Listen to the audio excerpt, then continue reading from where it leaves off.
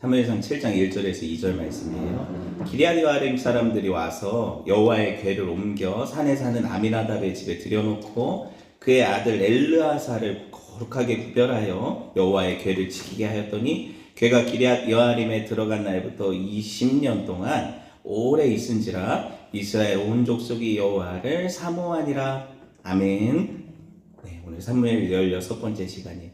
하나님의 영광의 본체, 하나님의 영광의 본체라는 제목으로 함께 하나님 말씀을 나눌게요. 지난 시간에 우리가 하나님의 언약궤가 블레셋을 초토화시키고 그 영광의 손을 드러내시면서 돌아오시는 광경을 봤어요. 어디로 돌아왔죠? 블레셋에서 그 경계에 있던 벳세메스라는 유다에 속한, 그러니까 이스라엘 영토로 돌아오시는 거잖아요. 언약의 주가 언약의 땅으로 돌아오시는 장면을 봤는데 얼마나 영광스러운 개선이었어요. 쉽게 말하면 하나님께서 출애굽 당시처럼 그냥 오시는 게 아니라 모든 그 적대 세력들을 굴복시키시고 만유의 주라는 사실을 드러내신 이후에 그들에게 뭘 받아요? 전리품, 조공을 받아오잖아요. 금독종 이런 형상들 만든 게 다 금으로 만들어가지고 그거를 이렇게 개선행렬의 마차에 싣고 유유하게 오시는 그 장면을 봤어요. 그죠? 그런데 이게 다 하나님의 섭리 안에 있었다는 게 뭐냐면 그 돌아온 벳세메스라는 지역이 어디라고 했어요? 일단 유다 지역이라고 했죠. 유다 지파가 속한 지역이라고 했어요. 그리고 거기 벳세메스 지역에서는 특별히 누가 살고 있었다고 했어요?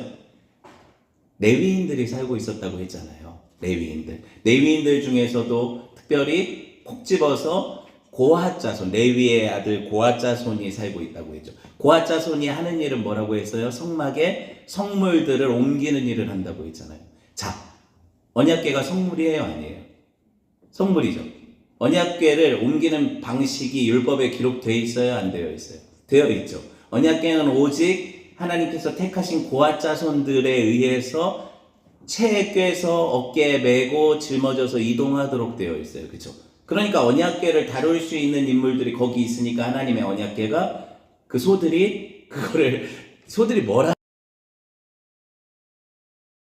이 언약궤를 모실 사람들이 있으니까 여기로 가라. 그래가지고 하나님 끌고 가시니까 어쩔 수 없이 소들이 본능을 이기고 그렇게 가잖아요. 지금 본능을 하나님이 억어해버리시니까. 그런데 되게 안타까운 건 뭐냐면 분명히 거기 제사장들이 있고 언약궤를 다루는 사람들이 있었음에도 불구하고 무슨 일이 벌어졌나요?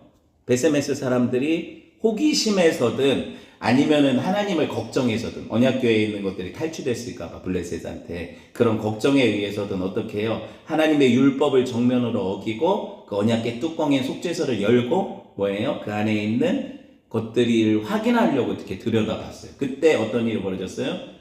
70명이라는, 그쵸? 70명이라는 사람이 하나님의 징계에 의해서 다 죽는 엄청나게 끔찍한 일이잖아요. 그 마을이 초토화된 거잖아요. 그렇죠? 근데 그 마을이 누구의 마을이에요? 제사장들의 마을이잖아요. 여러분, 제사장이 율법을 몰라요. 그게 사사시대죠.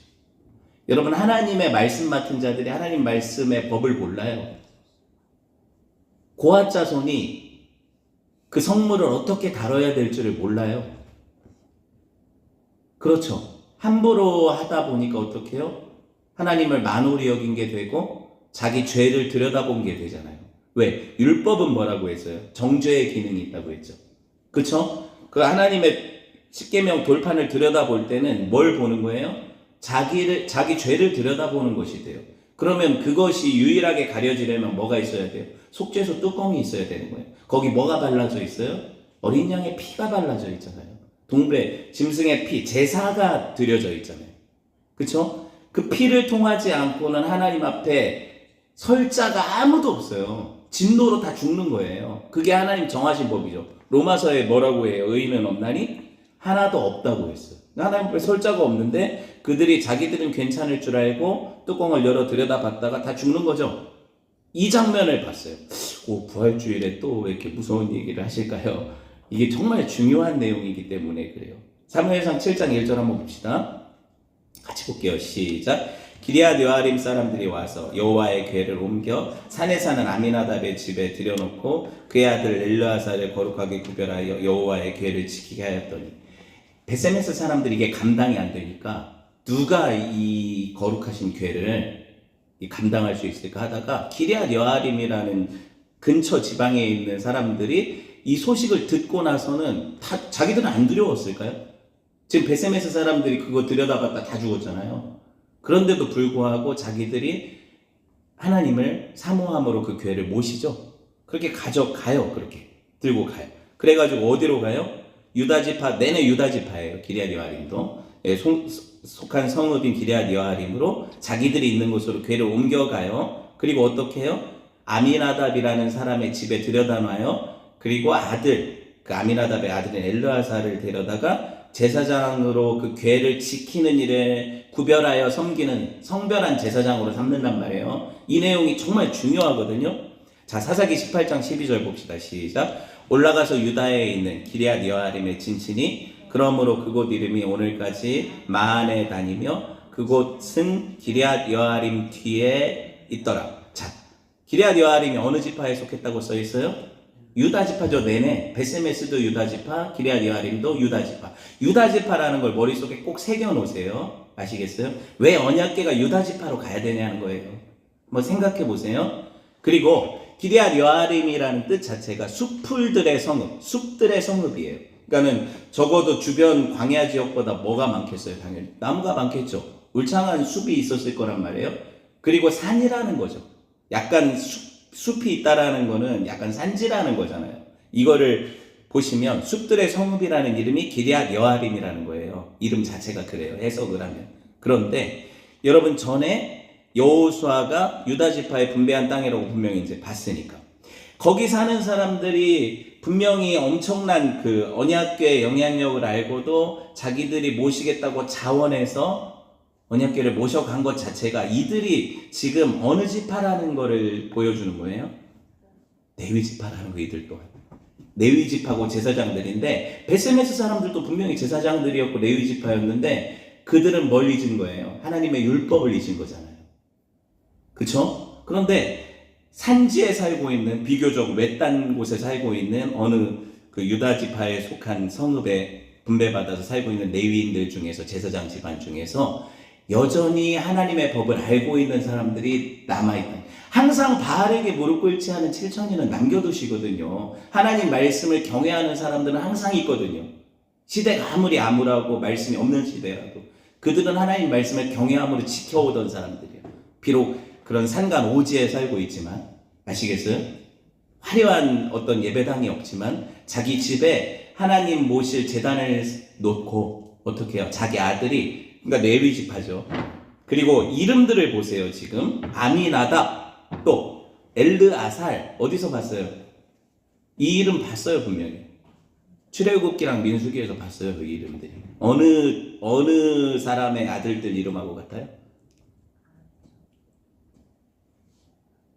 대제사장 아론의 아들들 이름하고 같잖아요. 지금 엘르아살 아미나답 그쵸?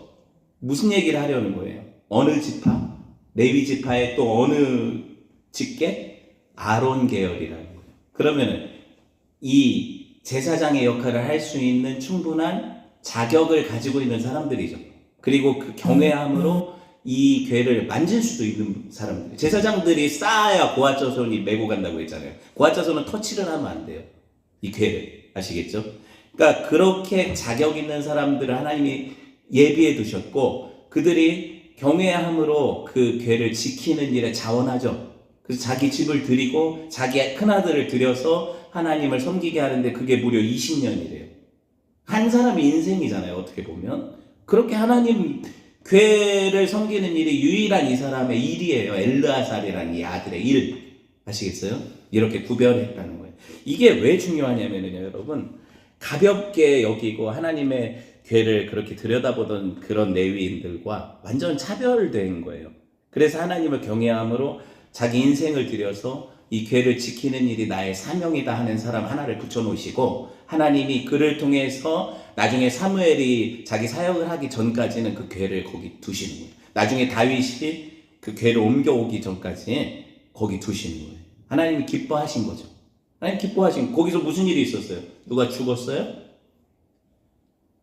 죽지 않았다는 건 뭐예요? 하나님을 경홀히 여기지 않았다는 거죠. 그렇다는 거예요.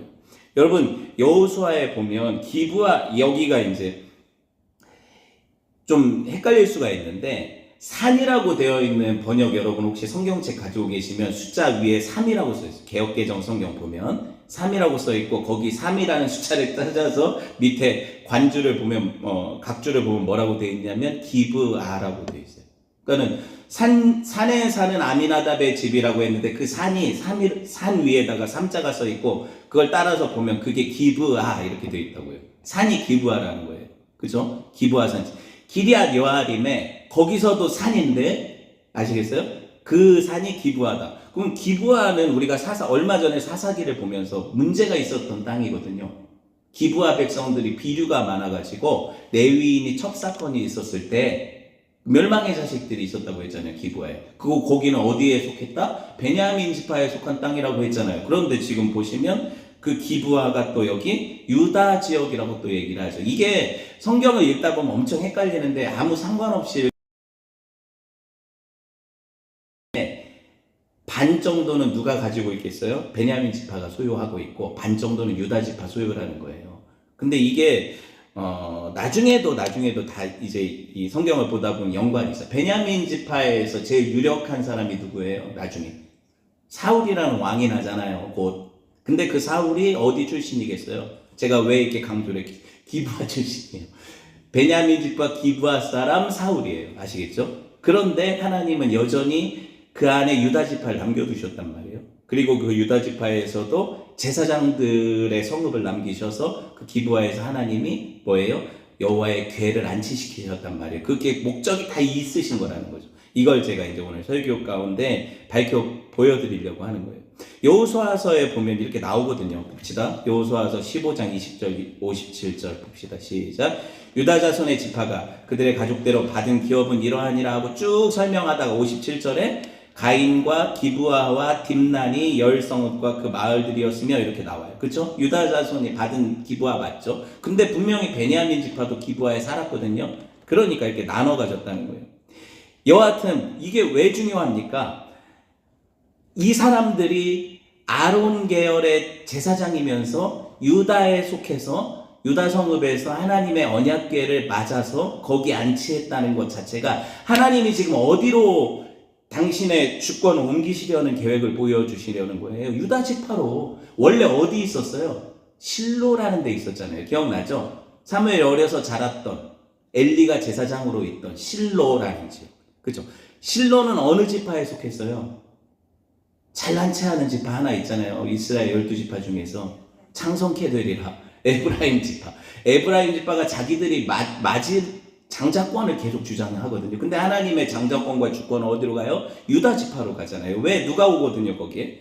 다윗이 오고 예수님이 오니까. 그래서 실로에 있던 언약궤가 탈취당하면서 블레셋으로 갈 때 하나님은 어디로 다시 돌아올 생각을 하신 거예요? 이스라엘에 유다 지파로 오실 생각을 한 거예요. 그러고 유다 지파를 떠나시지 않잖아요. 거기서부터 하나님은 이미 오래전부터 그 계획이 차근차근 진행되고 계셨던 거죠.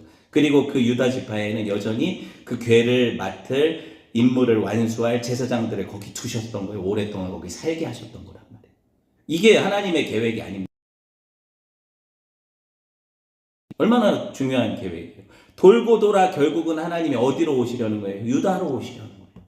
수많은 사람들이 이런저런 자기의 정통성을 주장하고 장자권을 주장할지 모르지만 하나님은 누구? 예수 그리스도를 통해서 세상을 구원하기 기뻐하셨다는 거예요. 다윗을 통해서죠, 그렇죠? 자, 그렇게 택하셨다는 걸 이렇게 보고 나서 이제 이 그림을 봐야 되거든요. 언약궤 그림을 한번 이동 경로로 한번 봅시다. 혹시 잘 안 보이시면 여러분 폰에 제가 그 전체 카톡방에 올려드렸나요? 그림 한번 보시면, 자, 처음에 언약궤가 뭘 건너요? 모압 평지에서 요단강을 건너요. 그죠? 요단강을 건너서 길갈이라는 지역에서, 거기서 왜 할례 받고 여리고성 치기 전에 그 사람들이 모여 있었잖아요. 거기 길갈에 잠깐 머물렀었죠. 그리고 여리고를 치죠. 그리고 나서 어디로 가요? 계속해서 전쟁을 하다가 결국에 그 사사기 중간쯤엔 어디에 안착을 해요? 실로라는 지역에 거기 안착을 하잖아요. 그쵸? 실로에서 또 전쟁이 있어. 아벡 전투라는 전투가 있었고, 이게 블레셋과의 전투였어요. 거기서 뺏기죠. 그때 2명이 죽었죠. 비느하스와 이름을 모르겠네. 네, 죽었어요. 홈니와 비느하스가 죽었어요. 그리고 그 엘리도 죽고 이런 일이 있었죠. 그때가 이 아벡 전투. 거기 에베네셀이라고 했잖아요. 거기 에베네셀. 거기서 전투해가지고 또 뺏겼죠. 그러고 나서 기고만장한 그 블레셋 사람들이 자기들의 다곤 신전이 있는 어디? 아스돗으로 데려가잖아요. 맞죠? 아스돗으로 갔다가 아스돗에서 다곤이 쓰러지고 막 병이 나고 난리가 나니까 어디로 보내요? 거인들이 있던 가드. 그죠? 가드 지방으로 보냈죠. 근데 가드에서도 하나님의 손이 나타나서 난리가 나니까 어디로 보내요? 에그론. 에그론은 바알세붑이 있었다고 했죠. 그런데 거기서도 감당이 안 되니까 이제 이게 하나님으로부터 나온 건지 시험해보자 하고 암소 2마리를 해다가 베세메스로 가는지 안 가는지 보죠. 그러고 그들이 지켜보니까 어떻게 해요? 유다 지파로 다시 돌아가시잖아요. 이스라엘 지역으로 다시 돌아오시는 장면을 우리가 여기까지 봤단 말이에요. 나중에 어디로 갈까요? 당연히 마지막 7번에 보면 예루살렘이라고 써 있잖아요. 유다 지파 예루살렘으로 가실 거란 말이에요. 거기 성전이 지어지고 솔로몬이 봉헌식을 할 때 언약궤가 안치되겠죠. 하나님은 결국에 당신의 계획을 이렇게 차근차근 진행시키시는데, 아니 목사님 이게 뭐가 그렇게 중요한 겁니까? 라고 물으실 수 있어요. 그것도 부활주일에. 정말 중요하죠. 왜냐하면 베세메스 사람들은 말씀을 맡은 자들이었는데 하나님 말씀을 소홀히 여기다가 자기 죄를 들여다봐 죽었단 말이에요. 그죠? 그런데 그들이 죽게 된 원인이 뭐예요?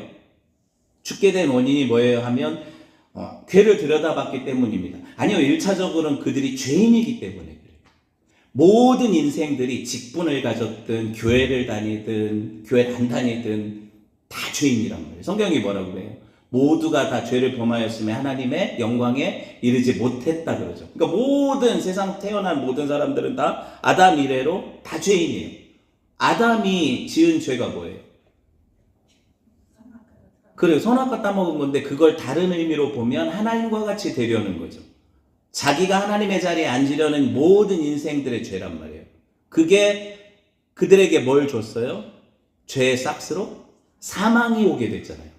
사망이 오게 됐잖아요. 그럼 아담 이래로 모든 태어나는 사람들은 이 사망을 가지고 태어나잖아요. 이걸 원죄라고 하잖아요. 그렇죠? 그러니까 이 베세메스에서 레위인이라는 사람들도 사망의 원죄를 가지고 있단 말이에요. 그런데 그들이 그 죄가 해결되지 않으니까 죽은 거잖아요. 그쵸? 그 죄가 해결되려면 뭐가 있어야 돼요? 무슨 피가 있어야 돼요? 어린 양의 피가 있어야 되는 거예요. 그래서 속죄소 뚜껑이 필요한 거고, 그래서 휘장이 필요한 거예요. 언약궤를 못 들여다보게 하셨다니까요. 지성소에 있었잖아요. 언약궤는 성막 안에서. 대제사장이 1년에 한 차례 대속죄일에만 그 언약궤를 들어가는데 그냥 들어갈 수 있는 게 아니라 자기를 위해서 소 한 마리를 잡아야 되고 수송아지, 그리고 백성들의 죄를 위해서 또 수소를 잡아야 돼. 그 피를 받아다가 언약궤 뚜껑에 발라야 돼요. 휘장에도 뿌려야 돼요. 휘장을 뿌린다는 의미는 뭐예요? 나중에 그 휘장이 위로부터 아래로 갈라지는 게 예수님이 뭐라고 성경에 해석을 해요? 예수님의 몸이라고 해석을 하잖아요. 그 예수님의 몸이 찢겨야 어떻게 해요? 그 휘장 속에 들어있던 언약궤로 접근할 수 있는 길이 생기는 거예요. 사람들이 하나님의 지성소로 못 들어간다니까요. 죄인이니까 죽어요. 거기 들여다보면 죽는단 말이에요. 그런데 하나님께서 자기 아들을 통해서 자기 아들을 번제로 받으심으로 어떻게 해요? 지성소로 들어갈 길이 열리는 거죠. 이게 지금 보여주는 그림. 베세메스에서 왜 죽었어요? 뭘 통해서 안 갔습니까? 예수 그리스도를 통해서 안 갔으니까 죽었다는 걸 보여준 거잖아요. 부활주일에 이게 왜 의미가 없겠어요? 그쵸? 그리고 아미나답의 집은 어떻게 살았겠어요? 중보자가 있잖아요. 제사장을 세웠잖아요. 아시겠어요? 그 뚜껑을 열어 젖히고 보지 않았단 말이에요. 중보자를 통해, 제사장을 통해, 하나님 세우신 대제사장을 통해서 하나님의 말씀을 경외함으로 나아갔단 말이에요. 그러니까 아비나답의 집은 아예 하나님께서 그들을 20년 동안 거기에 거하시면서 불편함이 없이 있게 하셨죠. 그렇게 되는 거예요. 뭐가 중요한지 아시겠어요? 여러분, 우리 인생이 다 죄의 증상으로 사망에 병에 걸려 있단 말이에요. 그렇죠? 죽어가는 사람들에게 해독약이 있다.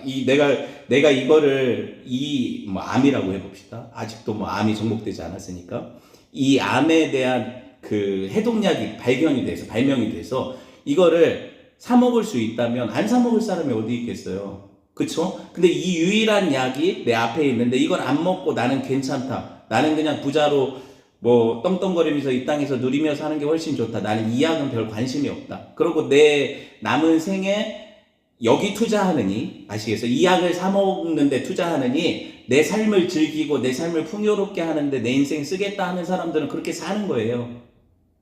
우리는 뭘 선택한 거예요? 지금 정확하게 이 해독약을 선택한 거예요. 밭에 감추인 보화, 사람들이 알지 못하는 이게 생명이라는 거, 이걸 선택한 거란 말이에요. 뭐예요 이게? 기독교죠. 이게 예수님이죠. 우리 이 약을 맛보고 이 약을 위해서 내 인생을 투자해서 내 모든 가산을 팔아서 이걸 산 거예요. 근데 그렇게 안 살잖아요. 여전히 세상에 포트폴리오 한다고 하죠. 요새는 분산 투자 개념이라고 해서 세상 어떤 것들도 내 인생을 책임져 줄 거라고 믿고 거기도 투자하고 여기도 뭐 한 20%, 10%, 15% 이렇게 해놓고 예수님 믿는데 한 10% 투자하는 거죠. 한 5% 투자하는 거죠. 여기 생명이 있는데 여러분 어떻게 생명과 다른 것들이 동일한 가치가 있을까요? 근데 우리 삶이 이걸 어떻게 해요? 만홀히 여기는 거죠. 분산 투자해도 된다고 생각하잖아요. 예수도 안 믿을 수는 없어. 왜냐면 죽고 나서 지옥이 있으면 어떡해요? 죽고 나서 천국 못 가면 어떡해? 이 두려움이 어려서부터 있고 여러분이 그러니까 그걸 놓지는 못해. 그러니까 세상과 예수님 사이에 양발을 디디고 있으니까 늘 이게 위태위태하죠. 어디에 무게중심을 둬야 되겠어요? 계속 우리가 어디로 자꾸 세상으로 빠져가는 이유는 세상에 무게중심을 두니까 빠져가는 거예요. 예수님께 무게중심을 두지 않잖아요. 그쵸? 여기 보면 우리가 하나님의 영광을 들여다본다는 건 뭐냐면 예수 그리스도를 통해서 본다는 거예요. 그래서 예수님을 뭐라고 해? 하나님의 영광의 본체라고 하잖아요. 그쵸?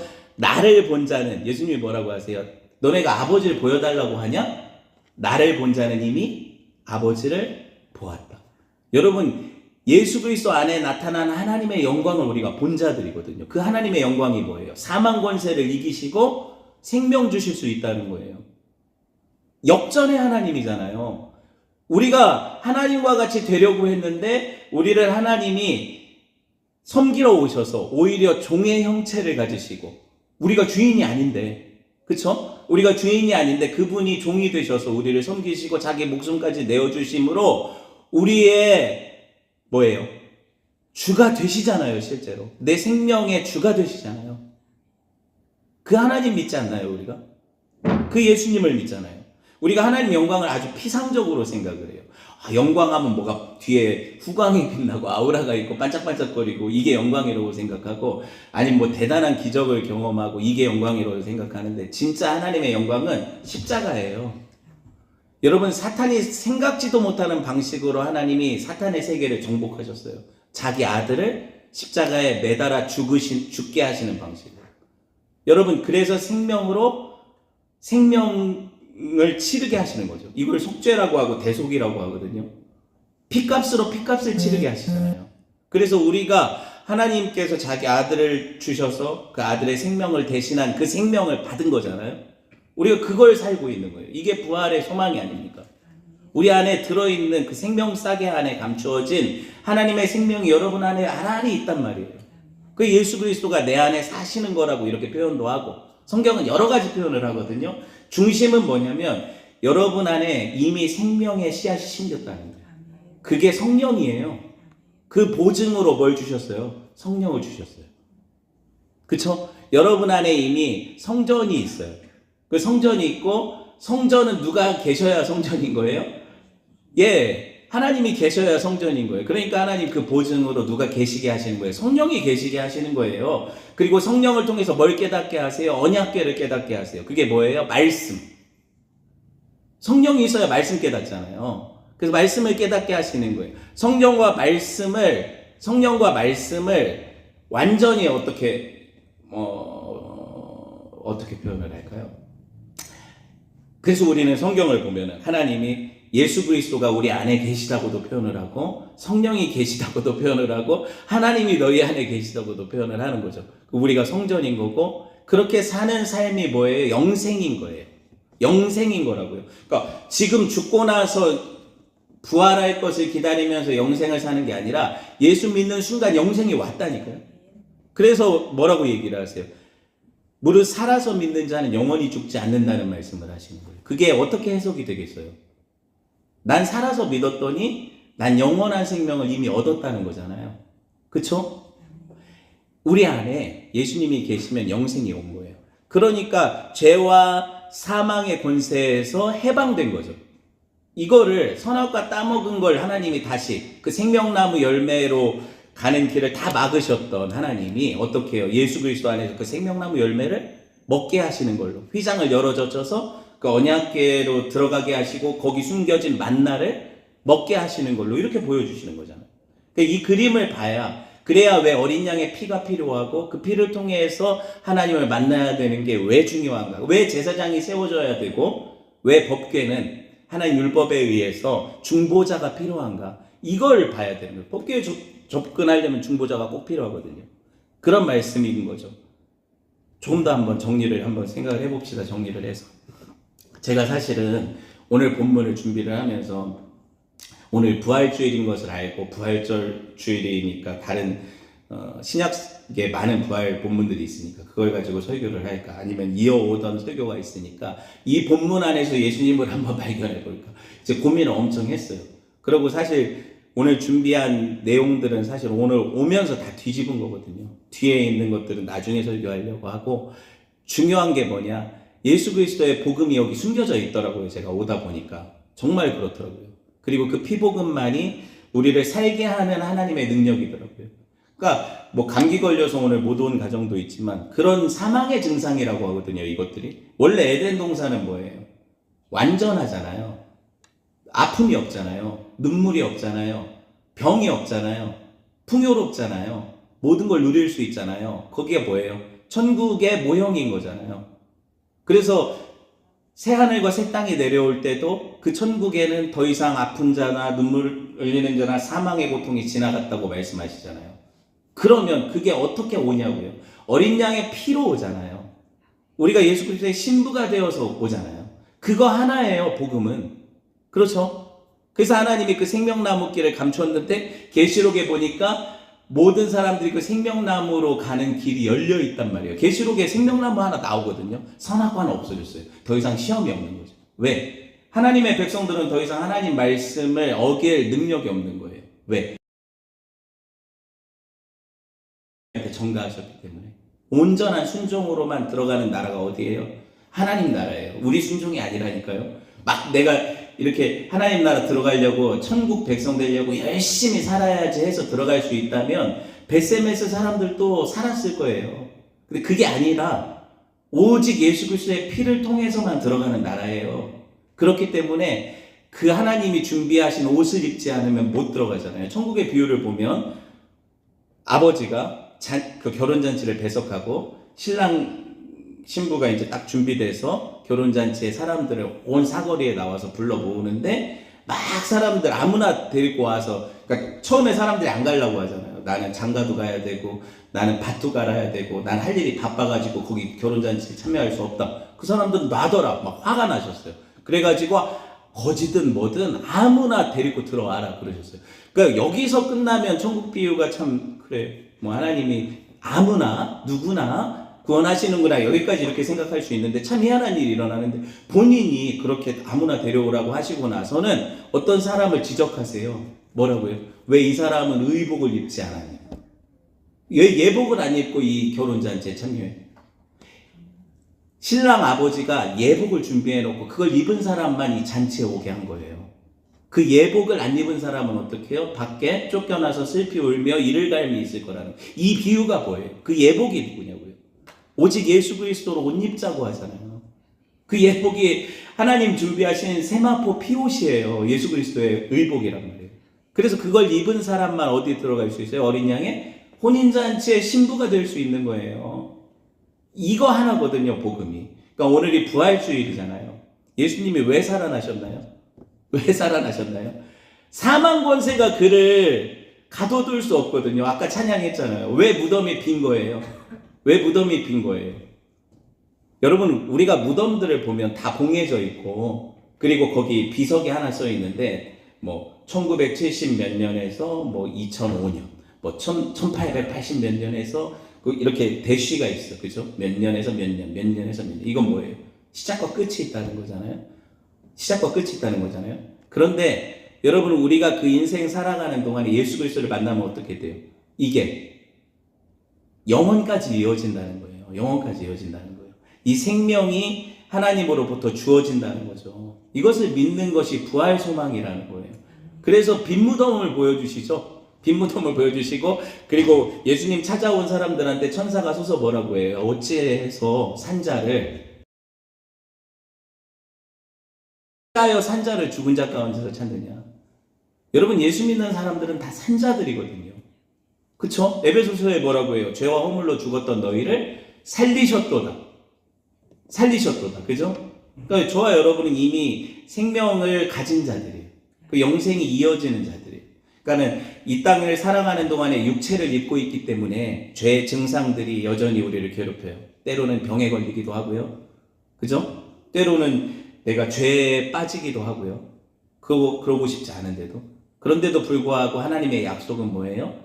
그럼에도 불구하고 예수 그리스도 안에서 결코 우리는 정죄함이 없는 거예요.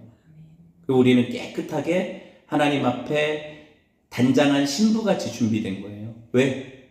하나님의 내 의를 보시는 게 아니라니까요. 오직 예수 그리스도의 의를 보시는 거예요. 그게 속죄고 뚜껑이라니까요. 그 뚜껑을 보시면서 그 피를 보실 때 우리가 하나님 앞에 아들처럼 보이는 거예요. 아들의 피로 보이는 거예요. 그래서 우리를 뭐라고 부르세요? 자녀라고 부르시는 거죠. 그 아들의 영을 받았잖아요. 그래서 우리는 하나님을 아버지라고 부르죠. 이게 복음이잖아요. 부활 생명이 우리 안에 있고 예수 그리스도 안에서 우리는 언제든지 하나님께 아버지라고 부르면서 뻔뻔스럽게 나갈 수 있는 자격을 얻어요. 그리고 그 아들 안에 뭐가 숨겨져 있어요? 그 생명싸개 안에 수많은 하늘에 속한 신령한 복이 숨겨져 있어요. 예수 믿는 사람들은 뭘 받아요? 하늘의 유산을 상속받죠. 그게 둘째 아들이 받은 거잖아요. 개차반으로 살았고 아버지 유산 달라고 해서 창기들과 다 써버리고 어떻게 해요? 그리고 아무것도 없이 돼지 지엄 열매 먹다 자기 신세 한탄하면서 차라리 종이 되면 아버지 집에서 종도 나보단 낫겠다 하고 돌아갔더니 아버지는 어떻게 해요? 동구 밖에 서서 아들이 돌아오기를 계속 기다리고 계셨어. 그리고 야, 그래 네가 내 재산 말아먹었으니까 너는 아들 아니야. 이제부터 너는 종으로 살아야 돼. 이래? 그렇게 안 하시죠. 어떻게 하세요? 자기 인장 반지를 빼서, 이건 뭐예요? 상속권이거든요.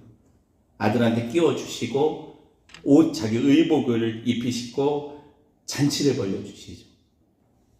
큰아들도 탕자라고 했잖아요. 큰아들도 탕자라고 했잖아요.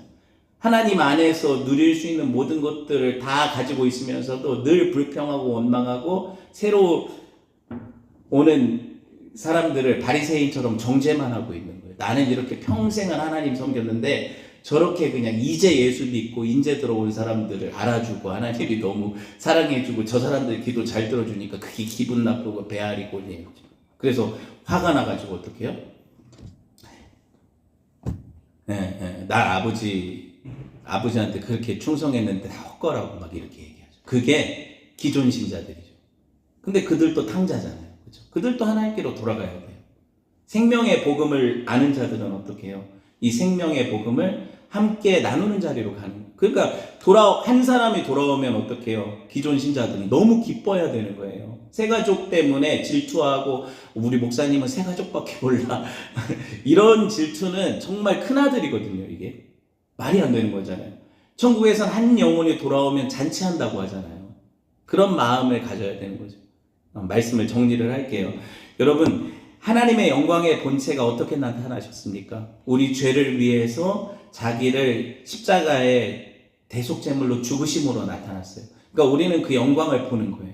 이게 영광이죠. 우리가 바라봐야 될 영광이고 우리가 오직 그 아들 안에서만 하나님을 볼 수 있는 거예요. 하나님 어떤 분이세요? 아들 주실 만큼 우리를 사랑하시는 분이세요. 그런 은혜를 누리는 저와 여러분 됐으면 좋겠습니다. 그 아들이요 유다 지파로 오시거든요. 그래서 오늘 법궤가 어디로 가요? 유다 지파로 가거든요. 그런 은혜를 누리는 저와 여러분 됐으면 좋겠습니다.